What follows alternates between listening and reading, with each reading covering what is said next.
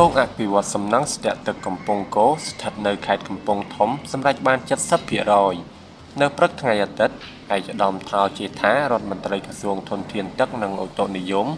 ចុះពិនិត្យជាក់ស្ដែងវឌ្ឍនភាពការងារគម្រោងអភិវឌ្ឍសំណង់ស្ទាក់ទឹកកំពង់គោដែលបានសម្រេចប្រមាណ 70% ស្ថិតនៅក្នុងភូមិកំពង់គោលើឃុំកំពង់គោស្រុកកំពង់ស្វាយខេត្តកំពង់ធំការងារសំខាន់ៗរបស់គម្រោងរួមមានទី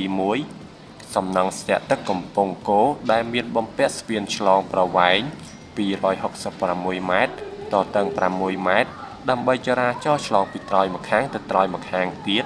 និងបំពាក់ទ្វារទឹកសរុបចំនួន25ដែលទ្វារទឹកនីមួយៗមានទំហំទទឹង10ម៉ែត្រនិងកម្ពស់10ម៉ែត្រទី2សំណង់ជើងត្រ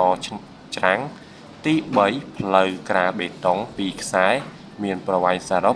1500ម៉ែត្រទី4សំណង់ជណ្ដើរត្រីចំនួនខ្សែប្រវែង200ម៉ែត្រទី5សំណង់អគារការិយាល័យនិងប្រតិបត្តិការដែលមានទទឹង6ម៉ែត្របណ្ដោយ12ម៉ែត្រកម្ពស់1ជាន់